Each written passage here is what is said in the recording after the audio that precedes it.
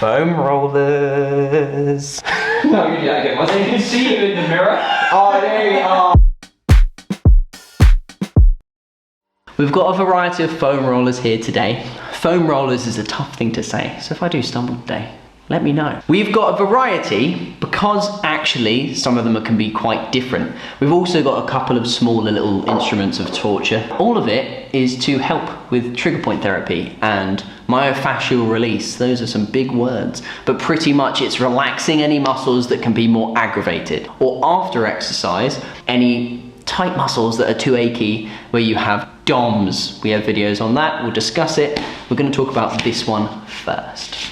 Why would you use a foam roller? So like massage or stretching, foam rollers are there to help and enable you to be able to be more relaxed and stretch out those tight muscles. You want to be doing at least 30 seconds or more. Find a muscle that's a bit tight, roll on it. If you find somewhere that's really tight, that's called a hot spot or a trigger point. When you're on that position, you go, oh, just rest there.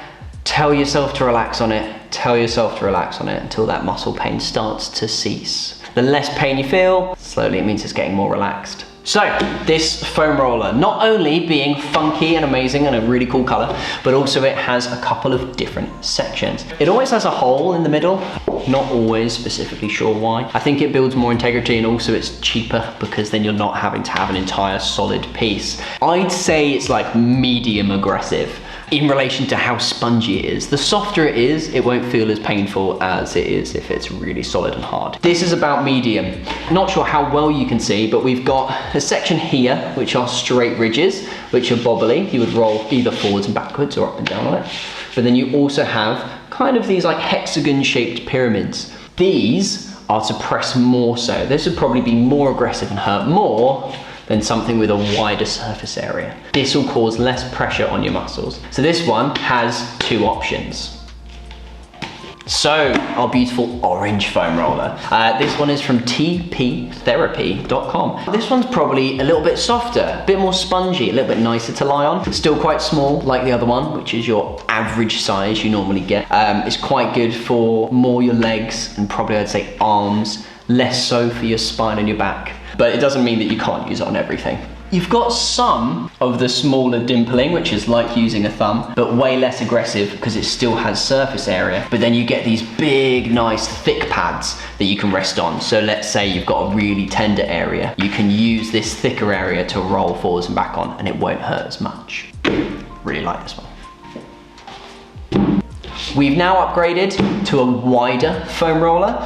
Still hollow, still the same kind of softness as the orange one, and exactly the same structure. So you've got your big thick pad, your thinner ones, and then your dimply boys. But this is wider, so it's nicer to lie across. I would say foam rolling your upper back and more along your spine is nice with this. When you do foam roll on your spine or your back, we're mainly trying to focus on thoracic extension. We don't want to be putting too much pressure in our lower back. So I would only go ribs up, not ribs down. Keep away from your lower back. Use smaller things to focus on the more, like the tinier bits in your lower back, in your love handles that are painful.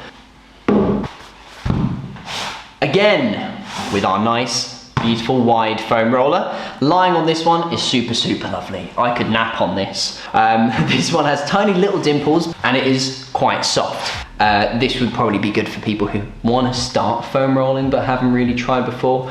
But it is still relatively big. So if it's just for in a lounge, this can take up quite a lot of space. But you can still, again, upper back, on your legs, on your arms, you roll your face. Wouldn't roll your face.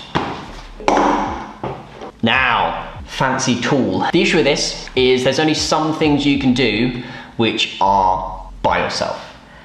Most of the time I would use this in a pair. These spin. You can roll them back and forth. So often I will, if I'm by myself, I'll hold this and go for my quads or on my calves or on the front of my shins, not on the bone, but on the anterior tibialis, which is that tiny muscle that you get shin splints with. This helps with that. You can put as much pressure in as you want, and it's almost like you're rolling out dough. Think of it that way, but you are the dough. Get a partner, get a friend, get them to put some pressure on. Make sure you start off easier and build up. Don't go from 0 to 100. It will hurt, especially on the hamstrings, especially on the calves. You have really sensitive trigger points that if this pressure and someone's entire body weight rolls up your body, you will not like them anymore. Trigger point ball. This is probably the most concealed carry you can have, but this is more like the little tiny pyramids that are like a thumb pressing into your trigger points. You roll around and you find that 1 point area. It's like, oh, that really hurts, and you rest on it. This is very much focused on a pinpoint area. Relax on it for at least 30 seconds and tell yourself it's okay to be feeling all that pain. Your body is just tense and trying to hold yourself in position and be nice and stable, but this will help you relax. Final considerations and safety. If you do have a bruise, don't foam roll over it.